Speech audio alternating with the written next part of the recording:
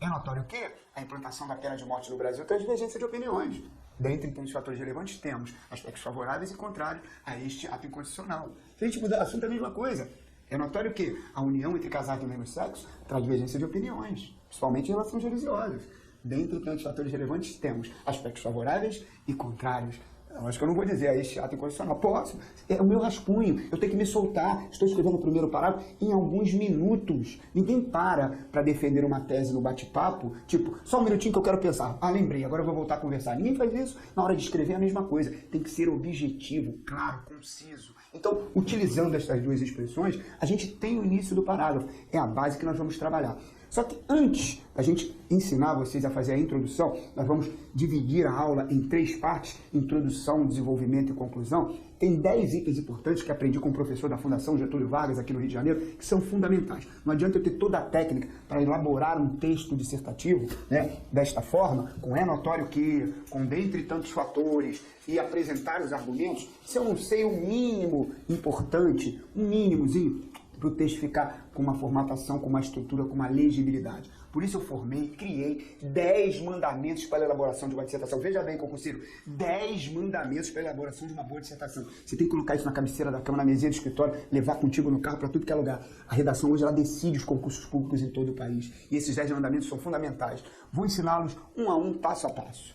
Aqui, ó, dicas do mestre. 10 mandamentos para elaborar um texto dissertativo. Os alunos adoram nos cursos presenciais quando colocamos esses 10 mandamentos, porque são novidades. Não, coisas que você já faz na sua dissertação e nem sabia que de repente o uso de expressões, de determinadas palavras, fosse um erro. Então, logo de início, o ponto básico, a gente hoje está acostumado a escrever com letra de forma, letra cursiva, letra bastão, acaba misturando a grafia. Então, o primeiro ponto é apresentar uma grafia legível, de preferência cursiva. Veja bem, pessoal, apresentar uma grafia legível e de preferência cursiva. O que é grafia legível e cursiva? Primeiro, grafia legível é aquela que dê para ler, né? Não precisa ser uma letra linda, maravilhosa, mas apenas uma letra que dê para ler. Preferência cursiva, porque é uma diferenciação entre a letra de forma. Será que existe letra maiúscula de forma, letra minúscula? E aí, como exemplo, eu vou citar a vocês, né, no item 1, grafia legível. Se você pegar esta letra, é a letra cursiva, o A redondinho. Esta letra é a letra de forma. E esta letra é a letra bastão. E aí a gente aprendeu a escrever de forma cursiva. Está aqui a palavrinha aula, de forma cursiva, que é o que vocês devem escrever. Apesar dos concursos públicos hoje, que não sejam os militares, aceitam também a grafia de forma. Tá aqui, ó, letra de forma. E ainda tem a letra o quê? Bastão. Essa até eu não sei escrever direito. E é comum vermos a mistura de grafia. Aqui, ó, aí começa com cursiva e termina com bastão. E aí comete-se um erro grosseiro. Então a preferência para você montar uma redação é treinar com a grafia cursiva que está aqui. Lincoln, tem muito tempo que eu escrevo com letra de forma, a modernidade fez com que eu escrevesse dessa forma. Como é que eu faço para voltar a escrever com a letra cursiva? É comprar um caderno de caligrafia, que tem as letrinhas, de preferência, você copiar, pegar o jornal e repetir. Se o meu concurso público é daqui a muito tempo que eu digo, daqui a 3, 6 meses dá para mudar a grafia. Agora, Lincoln, meu concurso público é daqui a 2 semanas, aí fica complicado. Você tem que melhorar a grafia que você tem. Né? Se você já escreve com letra de forma, continua com letra de forma. Se você escreve com letra cursiva, continue a mesma coisa com a letra bastão. O importante é que a grafia seja o quê, pessoal? Legível. Legível. Então, preferência à letra cursiva. Este é o primeiro ponto, o primeiro mandamento. Vamos ao segundo mandamento. O segundo mandamento, pessoal, é basicamente a gente ter cuidado na hora de cometer um erro, porque o ideal é não rasurar. A rasura já faz com que você perca ali alguns décimos. O ideal é não rasurar. Por isso existe o rascunho. Você tem que elaborar um rascunho e depois passar limpo. Mas como ninguém é de ferro, você pode cometer um erro. Nós somos seres humanos. Então, evitar rasuras. Porém, quando rasurar, dê apenas um traço sobre o erro. Como assim dê apenas um traço sobre o erro? Para mostrar limpeza. Para ver se o seu erro com a rasura passa despercebido pelo avaliador. O que vimos nesses últimos 10 anos de concurso público, que a gente vem trabalhando, basicamente, o avaliador não retira pontos do candidato quando ele dá um tracinho sobre o erro. Algumas bancas já colocaram isso até na exigência dos editais. Candidato, caso rasure, dê um traço sobre o erro. Como assim? Vou exemplificar para vocês. Pegando aqui, ó, uma palavrinha comum, por exemplo, exceção. Nossa, escrevi exceção errado, faltou o Czinho. Alguns vão lá e colocam o Czinho a perninha, né? E o mais comum é que o cara fazer o quê, ó? Rabiscar. Nossa, ele não pode ver que eu errei. Mas não é por aí, pessoal. Como eu disse, dê apenas um traço sobre o erro. Aqui, ó. Exceção. A palavra está escrita erroneamente. Coloquei um tracinho e escrevo a palavra correta ao lado. Simples assim. Rasurou, escreveu a palavra errada, dá um tracinho sobre o erro e coloca a palavra correta ao lado. Né? Mas o engraçado é que algumas pessoas, elas escutam algumas expressões, algumas frases prontas, dizem que são as pessoas que falam, de repente nem são. Caso você erre, coloque a palavra digo. Aí vamos dizer que o cara escreveu exceção errada. Falou, nossa, errei, escrevi a palavra exceção errada, vou colocar a palavra digo. Aí certa vez um amigo nosso aí, até tenente militar, falou, vou colocar a palavra digo. Só que em vez de colocar a palavra digo, ele foi lá e escreveu dago. Falou, já era. Errei 2 vezes. O que eu faço agora? Ele piorou. Pode piorar, pessoal. Sempre pode piorar. Aí ele foi lá e escreveu assim, ó. Onde digo dago? Digo. Nossa, mãe do céu. Olha só, onde digo dago, digo. Aí colocou a palavra correta ao lado. Exceção. Deus me livre, pessoal. Isso aqui passou a ser um erro grosseiro. E é óbvio que o apelido dele lá no exército ficou o quê? Digo. Então jamais use a palavra digo na hora de errar. Até porque está em primeira pessoa. A redação é feita em terceira pessoa. Ou do singular ou do plural. No máximo a primeira do plural. Nunca use a primeira pessoa do singular. Novamente, para não ficar nenhuma dúvida. Escrevi a palavra causa errado. Meu Deus, depois do ditongo leva essa. Um traço sobre o erro e escreva a palavra corretamente. Ok? Segunda dica, rasurou, apenas um traço sobre o erro. Vamos para o terceiro mandamento. Fazer margens regulares. Ponto básico, colocado em qualquer planilha de correção da redação. Tanto as rasuras como a margeabilidade. Né? As margens, elas aparecem no cantinho da folha. E na hora de escrever, você tem que escrever até o cantinho. Você não pode ultrapassar nem colocar antes. Vamos ao exemplo no quadro? Fazer margens regulares. Então eu tenho aqui uma folha básica de formatação de uma redação.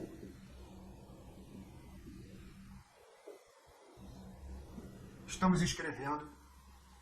E aí, de repente, eu pego a palavra Brasil como exemplo, no finalzinho da linha, escrevo a palavra Brasil e ultrapasso um pouquinho essa margem aqui. Já estou cometendo um erro, já passei da margem da folha. Ou então, eu não tenho ponto, mas acho bonitinho parar aqui. Ou então, aqui, eu acho bonitinho usar o Brasil no cantinho. Veja bem, pessoal, nós não estamos apresentando um texto com uma margeabilidade correta, pois a palavra Brasil ultrapassou a linha. Aqui ficou um buraco, o espaço do lado de cá e aqui ela foi certinho. Nós não mantivemos regularidade na margem. Isto é manter regularidade. Tem que vir até o cantinho. Então, na hora de escrever a palavra de forma correta, você tem que vir até o cantinho da folha. Então, pegando palavras aleatórias, vamos mudar as palavras aqui, pegando palavras aleatórias como Brasil. Fui até o cantinho. Vida. Mundo.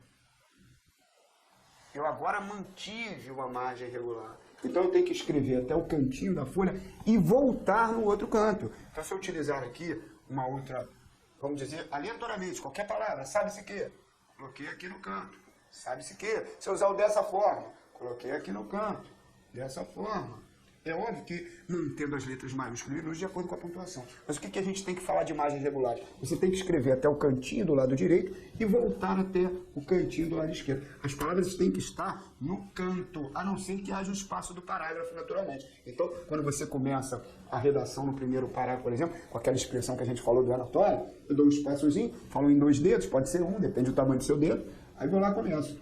É notório que o país... Ó, aí ó, terminei aqui, ó, certinho. Vive, hoje. Fui até o cantinho do lado de cá, mantive a marginalidade e voltei no cantinho do lado de cá. Então fazer margens regulares significa você marcar os 2 lados da folha, escrevendo até o final e voltando até o canto. Este foi o terceiro mandamento. Vamos ao quarto mandamento. Quarto mandamento, repetição desnecessária. Esse a gente pode ir diretamente ao ponto. É comum, na hora do avaliador estar corrigindo as redações, antes de fazer a leitura do texto, ele vê alguns erros de formatação. Como a gente falou, das rasuras, das margens, o espaço dos parágrafos, que a gente chama de paragrafação, mas principalmente as repetições desnecessárias não devem ocorrer. Você vai começar o texto com é notório que esse aqui é uma conjunção integrante, vai vir um sujeito posposto. Mesmo que seja um outro tipo de Q, são 18 Qs diferentes. Se você repetir a grafia 3, 4 palavras depois, o som vai ficar ruim. A repetição na escrita, ó, é notório que o país hoje apresenta problemas que... É notório que o país hoje apresenta problemas que... Ó, 2 Qs. É notório que as manifestações ocorridas em todo o Brasil... que aí você vai apresentando palavras, repetindo, e de repente não vai ter como concatenar, não vai haver coesão adequada e não vai haver coerência. Você está falando sobre o trabalho infantil, redação sobre o trabalho infantil. Na linha 2 você coloca trabalho infantil, na linha 3 trabalho infantil, na linha 5 trabalho infantil. Essas repetições devem ser evitadas em língua portuguesa. Tem um nome, redundância, repetição desnecessária. Então este é o quarto mandamento de hoje. Quinto mandamento muito comum é a gente apresentar o nosso linguajar, a linguagem do dia a dia. Essa linguagem do dia a dia, que se chama coloquial, ela não deve ser utilizada numa dissertação. A linguagem tem que ser culta. E nisto apresentamos gírias, frases prontas, clichês e até abreviações e estrangeirismos. Nós estamos acostumados no dia a dia a abreviar apartamento, AP. Aí você vai colocar senhor, SR ponto. A partir do momento que você coloca SR ponto, você está cometendo uma abreviatura. E aí, redação vem do latim, redazione, que significa escrever, redigir. Então você tem que escrever senhor, letra a letra certinho. Não cometendo também o erro de usar estrangeirismos. Nós hoje estamos vivendo isso. É lógico que algumas palavras já estão arraigadas na língua portuguesa, como show, shopping, mas na hora de escrever isso para um texto dissertativo, a gente deve evitar. Mas, Lincoln, se a redação falar sobre informática, nós já temos palavras estrangeiras arraigadas na língua, tipo software, hardware, e aí no máximo você coloca entre aspas. Se tiver que usar outro estrangeirismo, coloca-se entre aspas cada estrangeirismo apresentado na dissertação. Então, ó, recapitulando, grafia legível de preferência cursiva, evitar rasuras, se rasurar um tracinho sobre o erro, fazer margens regulares no cantinho de cada folha, evitar gírias, frases prontas. Certa vez uma redação de uma aluna, ela repetiu tanto a palavra, foram 18 repetições da palavra trabalho. Você pode dizer, né, labuta, você pode trocar a palavra, usar pronome relativo, o qual, pode usar o que, mas evitar essa repetição. O sexto item, que também a gente já mencionou aqui, falando da palavrinha digo, é comum em algumas dissertações a utilização da primeira pessoa. Eu acho, na minha opinião, digo, não devemos utilizar a primeira, é considerado um erro grosseiro, não devemos utilizar a primeira pessoa do singular na dissertação. Então, a gente usa a terceira pessoa, sabe-se, ou sabe aí, observa, ou a terceira do plural, destacam-se, estão, no máximo a primeira do plural, observamos, temos. Jamais utilizem a primeira pessoa do singular. Sexto mandamento de hoje.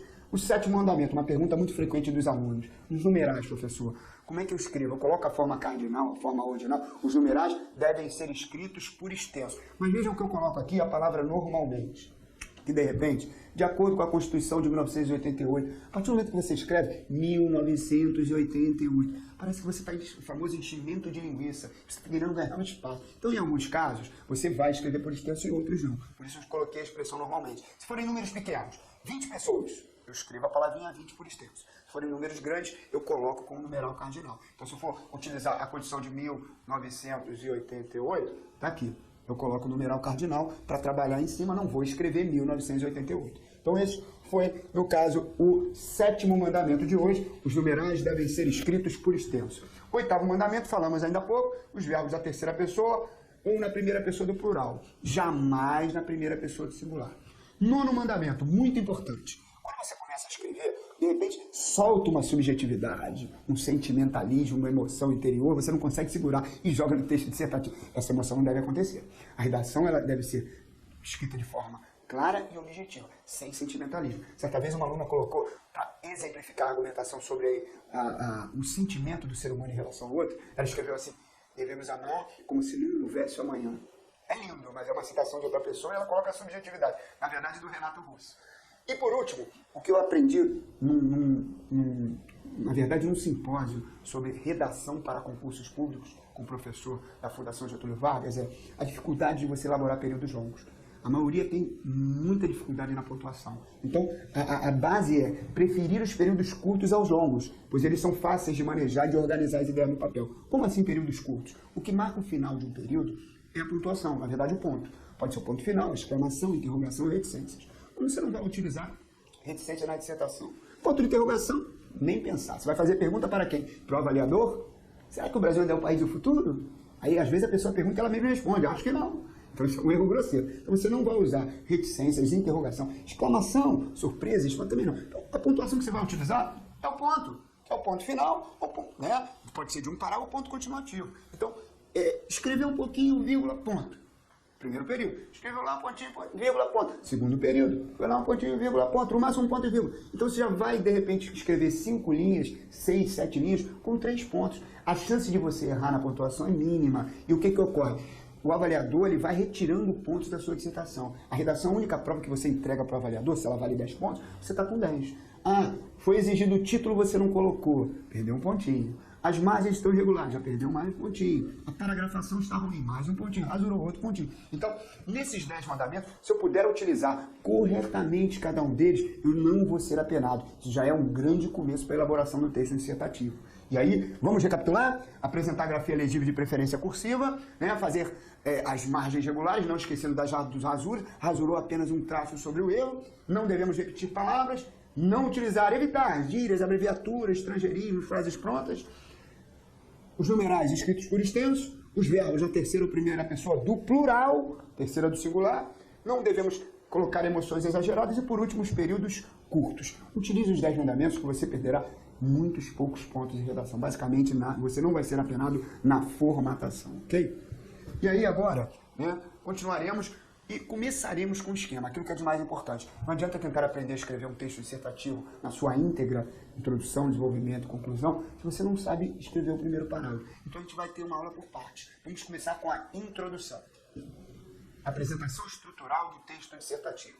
Né? A gente sabe que nesta apresentação estrutural, antes de chegar à introdução, você tem que saber, basicamente, que tipo de texto está sendo cobrado. Como falei a vocês, 90% dos concursos públicos de todo o país, vestibulares e Enem, trabalham com texto dissertativo em prosa. E o que é o texto dissertativo em prosa?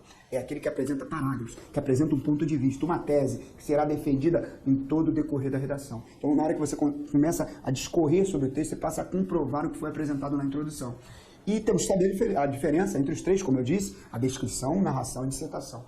Vamos frisar a dissertação, que é o que vamos trabalhar no concurso público. Dissertação é o texto que devemos expressar o conteúdo, um ponto de vista. Como eu disse, uma tese. Né? E esse assunto vai ser comprovado. Essa tese apresentada na introdução vai ter que ser comprovada por meio de quê? De argumentos. Né? Esta tese ela vem em relação ao tema apresentado pela banca organizadora.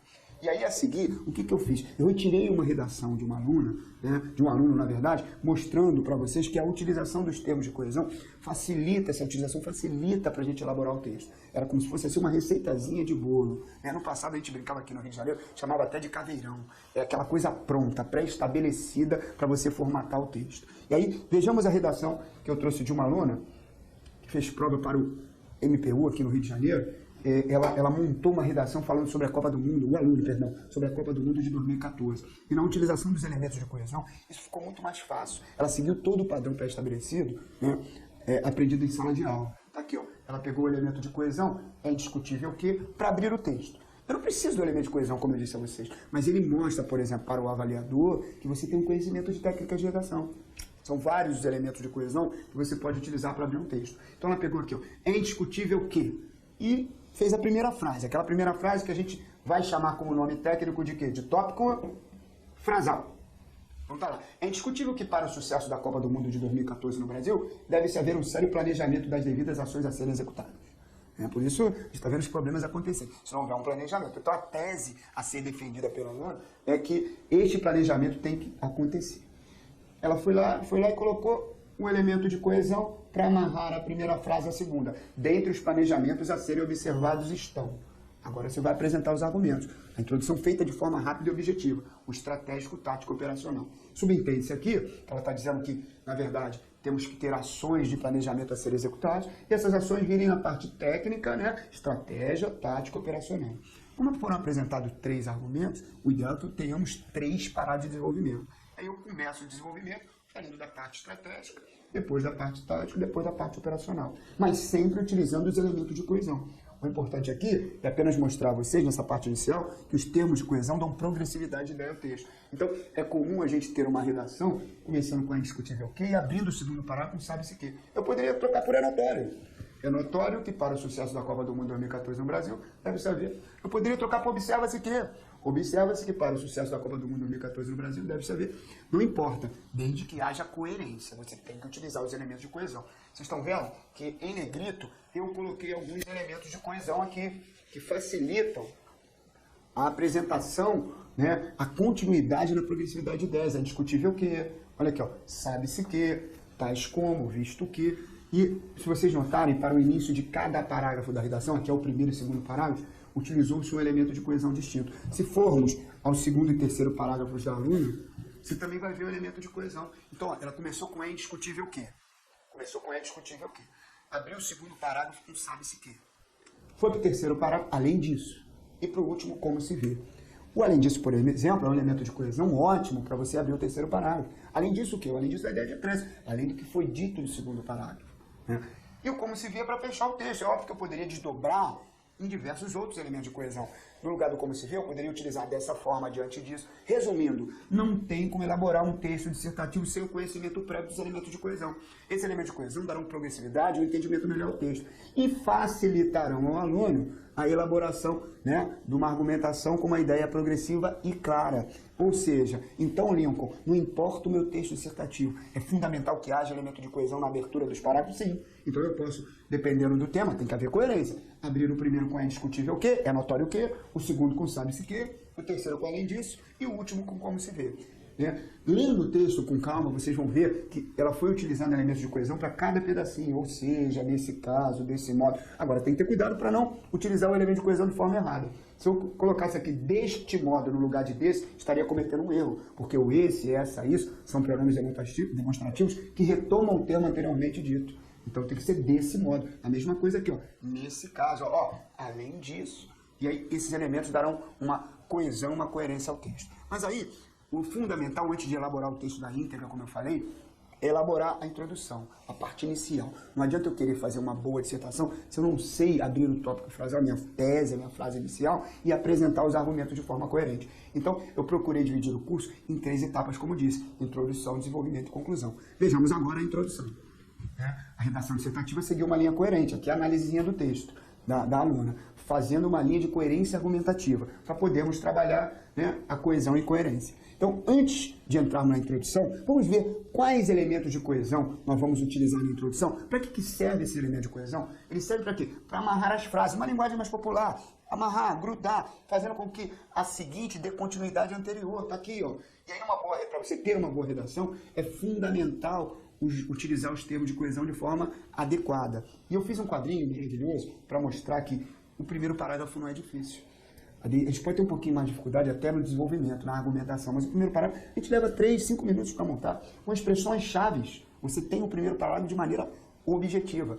A aula de redação acaba sendo um sucesso, saiba como elaborar uma redação em 40 minutos, por causa desses termos de coesão aqui. Então, veja bem, eu tenho aqui, para a primeira frase, para eu iniciar a minha introdução, 6 termos de coesão que vocês podem utilizar e ir, né, trocando de acordo com o texto que vocês estão trabalhando. É notório que, é consenso que, é indiscutível que, é alarmante, observa-se que, é urgente que. Como eu falei, a gente usa o elemento de coesão para dar, né, uma ênfase maior à frase apresentada e mostrar para o avaliador que você já teve uma aula de técnica de redação. Só em ter a primeira frase é muito pouco, porque ela vai gerar em torno de 2 linhas, 3 no máximo. Você necessita de uma segunda frase. E para abrir essa segunda frase, nós temos outros termos de coesão. Dentre tantos fatores temos, entre tantos motivos relevantes temos, de acordo com o problema mencionado, e assim por diante. Os 2 iniciais, é notório que, e dentre tantos fatores temos, eles são muito utilizados em textos dissertativos. Se você abrir o jornal, você vai ver com muita clareza a utilização desses elementos. Com esses 2 termos de coesão, nós fazemos um primeiro parágrafo, pessoal, em 3 minutos. Quer ver? Em 3 minutos. Vamos mudando o assunto e o esquema é o mesmo. Você está aqui para passar num concurso público, para escrever um texto dissertativo.